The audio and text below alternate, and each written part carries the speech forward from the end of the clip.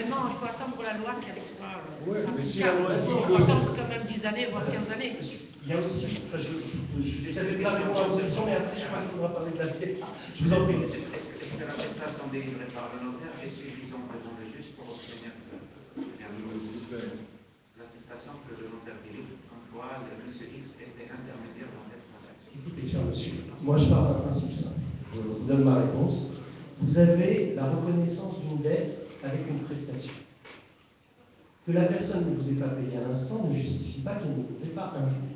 À partir du moment où vous pouvez justifier la créance, je ne vois pas pourquoi le juge ne reconnaîtrait pas la créance. Le problème, c'est que lui ne va pas payer tout de suite et que ça va être une procédure. Or, vous, ce que vous souhaitez éviter, c'est justement la procédure. Parce que, au terme de la procédure, on va reconnaître vos droits. S'il est incontestable que... Mais vous allez perdre du temps, de l'argent, et vous pourrez lui demander des dommages d'intérêt. Si pardon, une attestation délivrée par un notaire. Mais moi, le problème, c'est que déjà, vous avez fait... Mais, monsieur, moi, vous avez déjà un contrat que vous avez fait passer à vos clients, avec une commission. Pas forcément. C'est pour ça que tout à l'heure, je vous ai dit que pas forcément il y a un écrit entre le client et l'agence. Parfois, il y a une relation de confiance. Oui, mais parfois, il faut le faire, surtout s'il y a une relation de confiance. C'est le cas. Non, mais moi, je ne comprends pas. Continue. Une transaction n'est pas forcément concrétisée par un mandat entre l'agence et l'agence. Cher monsieur, vous demandez au notaire d'aller au-delà pour compenser les éventuelles prises de risque que vous avez prises. Non, dans le cas où le notaire délivre une attestation. Vous êtes notaire, et en fait, chacun a son propre rôle. Personne n'empiète dans le territoire de l'autre. Il faut dire une chose, c'est que nous travaillons en collaboration. Et je ne demande pas à notaire de pouvoir être derrière moi et savoir exactement si je règle mes soucis. Vous avez parfaitement d'accord quand je viens avec les documents signés. Il le faut. Voilà, Il faut que le faut. notaire À ce délivre une moment-là, attestation. Là, on a déjà dépassé cette étape. oui, mais le notaire n'est pas là pour pouvoir défendre les intérêts. Mais comment moi je peux prendre la responsabilité de délivrer une attestation? Il faudrait que... Ça a été fait. Voilà. Il y a une attestation qui a été délivrée. Pour moi, à partir du moment où le notaire constate, si vous êtes en action en justice, c'est ça. Alors, pour moi, s'il est prouvé que vous êtes intervenu comme intermédiaire, je ne vois pas comment le juge peut vous refuser cette indemnisation. Mais je réponds.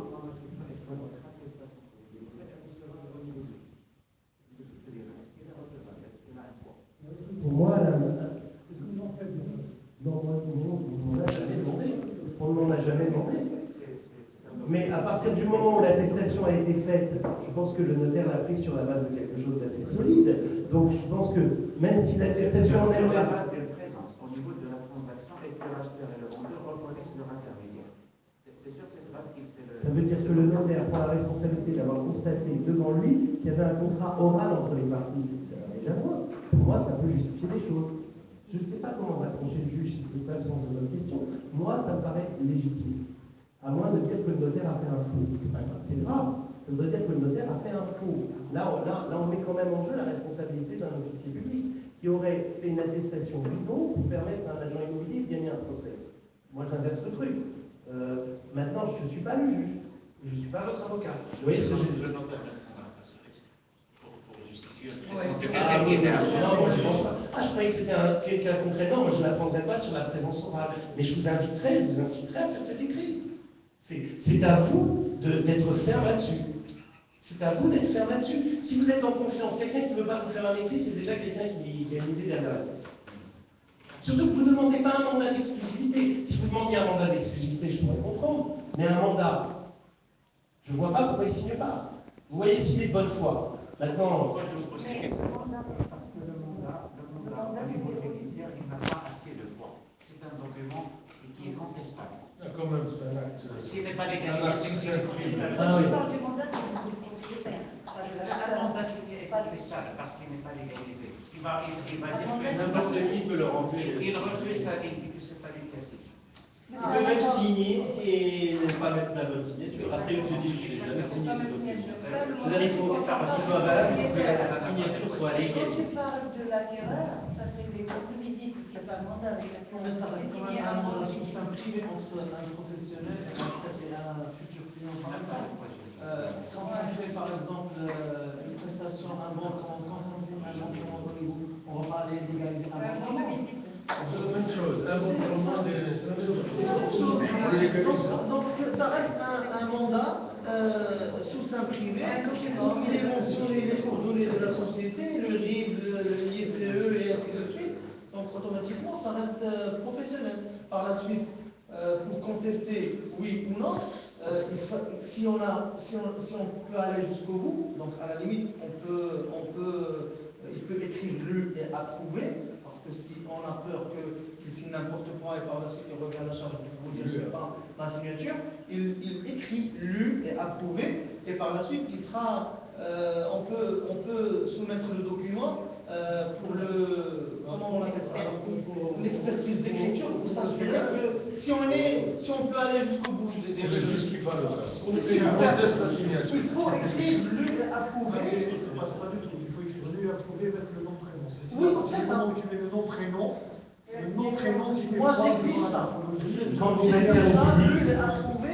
quand vous faites faire une visite, vous faites aussi signer tous les... Ouais, le bon c'est visiter Le bon La question est, est-ce que le notaire, est-ce que moi je demande aux clients dans mon bureau s'ils ont un agent immobilier, je ne le demande pas spontanément, c'est vrai, parce que rien Vous ne... n'êtes pas obligé. Je ne suis pas, je ne Vous me n'êtes pas l'impose là pas. pour défendre les intérêts des autres. la présence C'est d'un à agent la immobilier. société de défendre ses intérêts. Moi, je me présente avec les clients. Et je rentre, je vous donne ma carte de visite. Moi, je suis l'agent Écoutez, immobilier qui accompagne. parce que vous m'avez dit qu'un de vos collaborateurs avait travaillé avec moi, je crois que je lui ai envoyé des mails sur chaque stade de l'opération.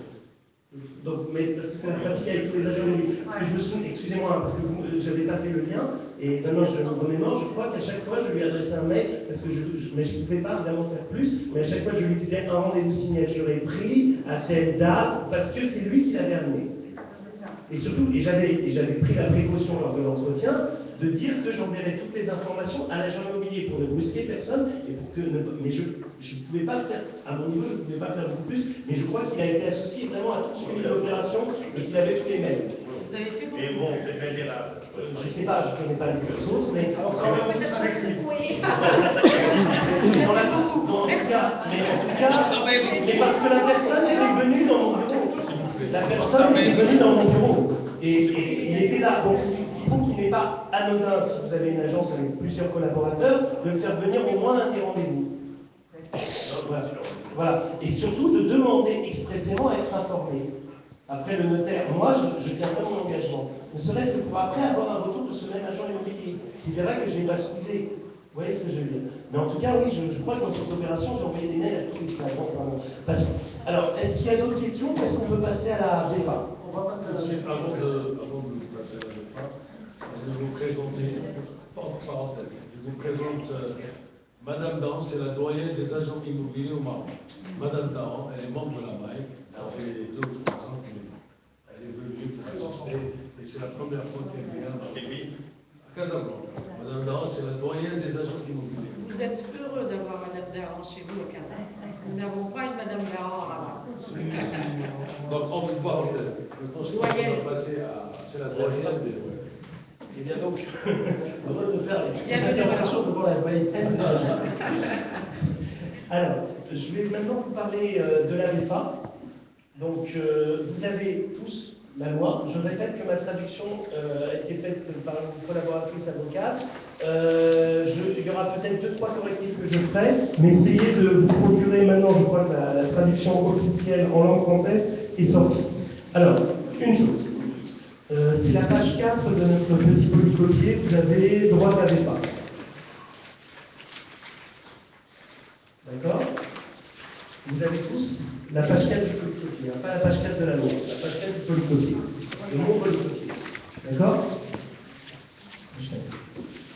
Vous êtes d'accord? Alors, vous avez l'article 618-1, je vais vous le lire, pour qu'on comprenne bien de quoi il s'agit, et après j'expliquerai. L'article 618-1 énonce « Est considéré comme vente d'immeuble en état futur d'achèvement toute convention par laquelle le vendeur s'oblige à édifier un immeuble dans un délai déterminé et à en transférer la propriété à l'acquéreur en contrepartie d'un prix que paye ce dernier au fur et à mesure de l'avancement des travaux. » Ça, c'est la définition de la VFA. Ça veut dire, si vous tournez la page et que vous allez en page 5, qu'il y a 4 conditions pour qu'il y ait VFA. Si l'une de ces 4 conditions vient à manquer, il n'y a pas de VFA. Premièrement, il faut que ce soit une vente. D'accord? Donc, celui qui vend et celui qui s'oblige à édifier. Vous faites bien le rapport. C'est-à-dire que le vendeur et l'édificateur sont la même personne. Ça, c'est une chose. Deuxièmement, donc, on va édifier la construction et on va édifier la construction dans un délai déterminé. C'est-à-dire que vous n'avez pas de VFA qui ne spécifie pas un délai de finition. Est-ce que vous comprenez l'idée? C'est-à-dire qu'en vertu de ce texte et de ce premier article de la loi, il ne peut pas y avoir de VFA si vous ne spécifiez pas le terme de l'opération. Donc quelqu'un qui dans un contrat ne spécifierait pas le terme viole ostensiblement le droit de la VFA. D'accord? Et quatrièmement, le principe même de la VFA, c'est le paiement du prix par l'acquéreur au fur et à mesure de l'avancement des travaux. Est-ce qu'on est bien d'accord? C'est-à-dire que quand vous signez un contrat de VFA, vous acceptez en tant qu'acheteur de payer au fur et à mesure de l'état d'avancement des travaux le vendeur. Est-ce qu'on est bien d'accord?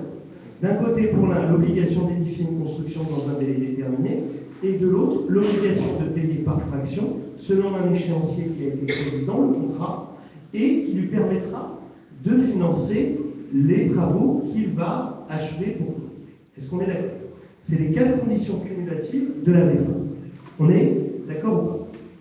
Deuxième chose, le nouveau texte sur la VFA a introduit un nouveau type de contrat.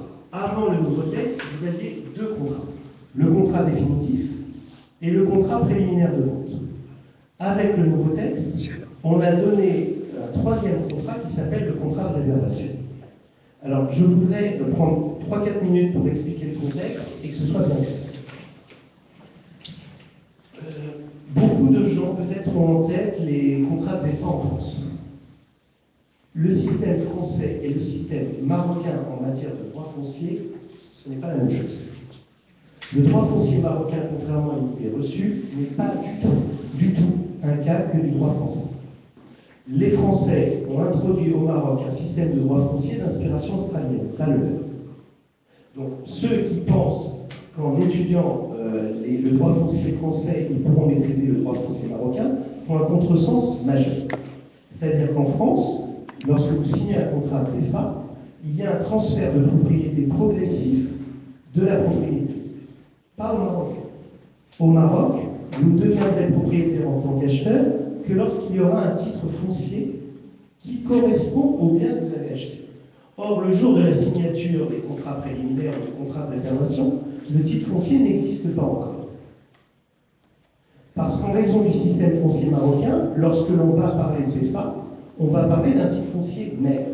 Et je crois avoir expliqué la différence, c'est pour ça que j'ai fait une petite étude des droits fonciers, c'est-à-dire qu'il y a un titre foncier. Imaginons, je vous donne un exemple concret, un lot de terrain qui doit être divisé en 10 lots pour 10 villas. Au jour de la signature des contrats de réservation, il y a un titre foncier qui correspond à la fraction de terrain. Mais il n'existe pas encore les titres fonciers mères qui vont faire l'objet d'une acquisition et qui seront, pour chacun, une villa.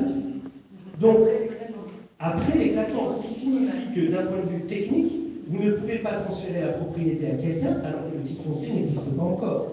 Voilà pourquoi le système de droit foncier marocain, à ce jour, ne rend pas possible un transfert de propriété progressif, contrairement à la France, et qui ne rend possible le transfert de propriété qu'au terme de l'inscription de l'acte de vente définitif. Est-ce que je suis clair? À partir de là, tout le schéma.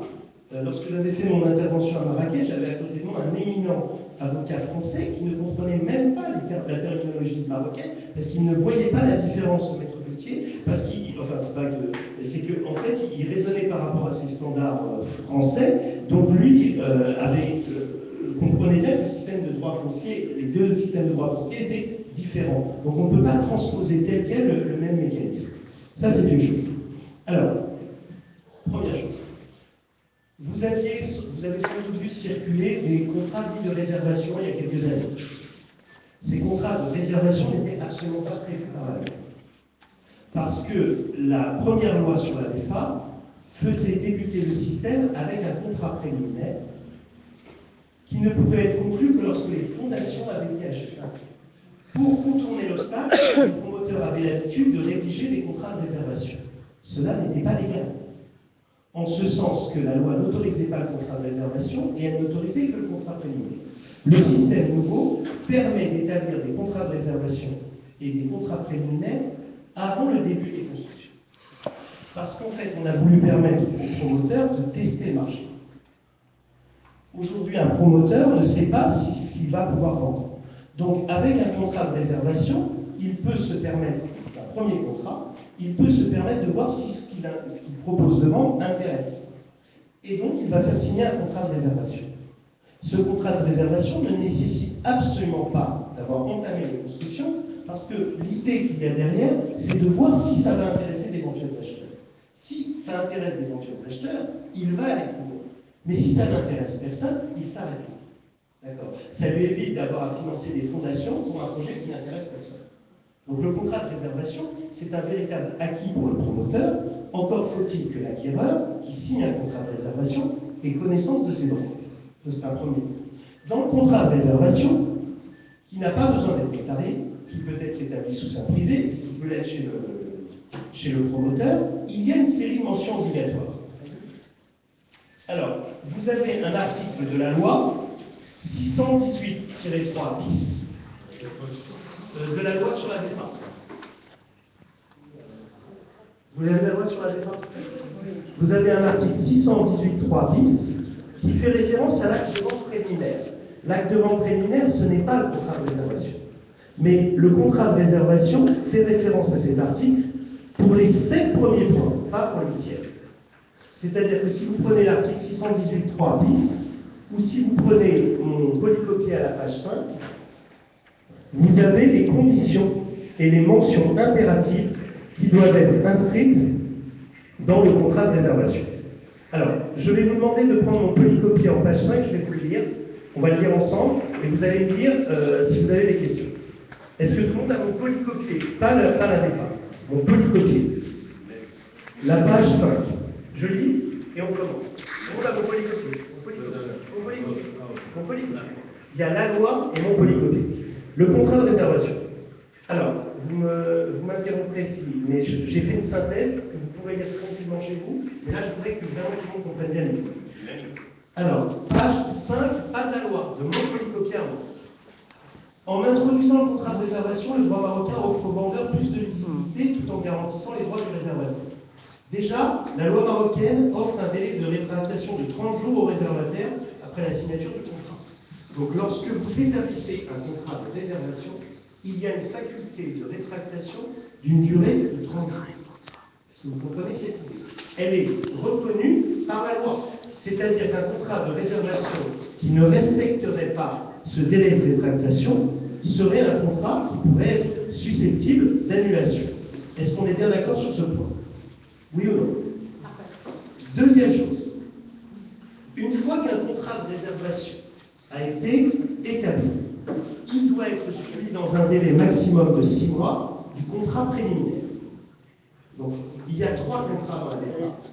Un contrat de réservation qui est optionnel, un contrat préliminaire et un contrat définitif.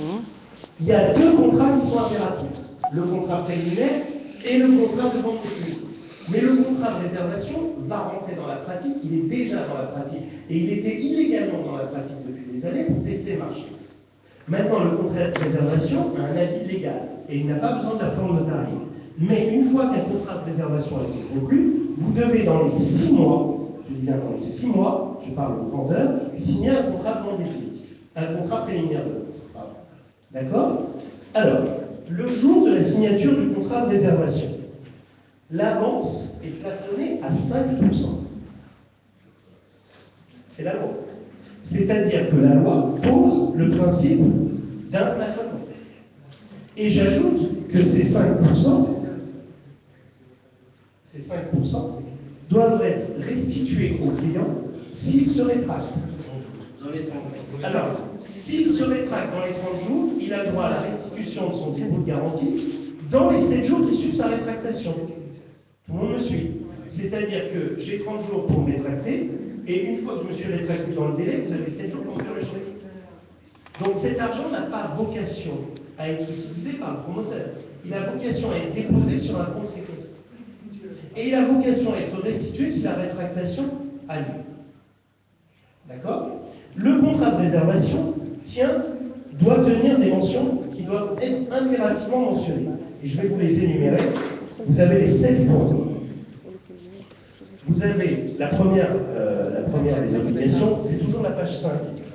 Vous suivez. Et j'ai repris en fait l'article 618.3 bis, à l'exception du 8, parce que le 8 ne vaut que pour le contrat préliminaire de vente. D'accord? Alors, première chose, l'identité des parties contractantes. Elle doit être expressément mentionnée. Deuxième chose, le lieu où on peut les joindre, la correspondance. Troisième chose, le numéro du titre foncier de maire. Puisque vous savez que quand on parle de VFA, on ne peut pas mentionner un titre foncier parcellaire qui n'existe pas encore. Donc on ne peut mentionner que le numéro de titre foncier maire pour bien préciser ce qui va faire l'objet d'un éclatement. Et s'il y a des servitudes ou s'il y a des droits réels inscrits sur ce titre foncier maire, les mentionner expressément dans le contrat de réservation. D'accord? Donc en fait, le promoteur qui prend la responsabilité d'établir un contrat de réservation sous un privé a tout à fait le droit de le faire, mais s'il vient à manquer une de ces mentions, son contrat de réservation est susceptible d'être actionné en justice. Donc je l'invite à respecter scrupuleusement les obligations que la loi lui impose. Bien évidemment, la date et le numéro de l'autorisation de construire, pour voir qu'il a vraiment la capacité à construire. Petit 5, le lieu de l'immeuble objet de la vente, c'est-à-dire que dès le contrat de réservation, il ne faut pas être dans le flou. Il faut préciser ce qu'on va vendre et la superficie approximative. Parce que quand le type va signer, s'il signe un bout d'une page qui ne mentionne pas de délai, qui ne mentionne pas de description, ce n'est pas un contrat de réservation dans les règles. Vous avez bien compris. Sixième point, le prix de vente définitif du mètre carré. C'est-à-dire que dans l'hypothèse, ça arrive, où le mètre initialement prévu n'est pas le mètre qu'on vous offre, au moins qu'on ait une idée au mètre. Si par exemple vous vendez 80 au lieu de 84, eh ben vous ferez payer 80. Mais qu'il y ait un mode de calcul du mètre carré qui permet, dans l'hypothèse que ce qui a été achevé n'est pas totalement conforme à ce qui était escompté, qu'on ait un mode de calcul. Cela vaut pour tous les logements, sauf pour l'habitat social, qui a une réglementation un peu spéciale. Et bien sûr, dès le contrat initial, les délais de livraison. On est bien d'accord. Je répète que rien n'empêche le réservant de contracter des obligations complémentaires à celles de la loi, mais s'il prend des engagements complémentaires, il devra les respecter. En revanche, tout lui interdit de ne pas spécifier ça. C'est-à-dire que là, c'est le socle minimum. Donc le socle minimum doit être respecté. Si après vous avez un promoteur qui va aller plus loin, grand bien lui fasse. Mais au moins qu'il respecte le socle minimum. On est d'accord ou pas? Donc le montant de l'avance est déposé dans un compte séquestre, c'est toujours ma page 6, qui ne peut en bénéficier qu'après épuisement du délai de rétractation. Donc le fameux 30 jours. Je répète, je me rétracte, on doit me le rembourser dans les 7 jours. C'est-à-dire celui qui lui désiste après les 30 jours. Il laisse les 5 jours.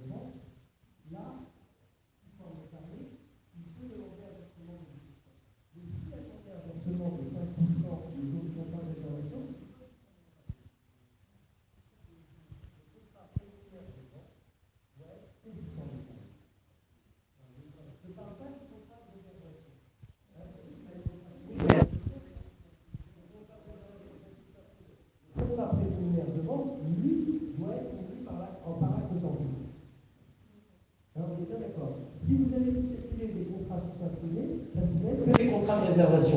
Et si vous avez vu circuler des contrats sous seing privé avant le procès, vous comprenez bien à quel point la loi a été violée, puisque dans les faits, elle n'est pas appliquée.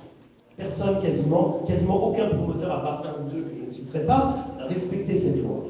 Donc, ça veut dire que tout le monde faisait des contrats de réservation, ce qui était totalement illégal, alors que le principe même, c'était un contrat préliminaire de vente avec des fondations.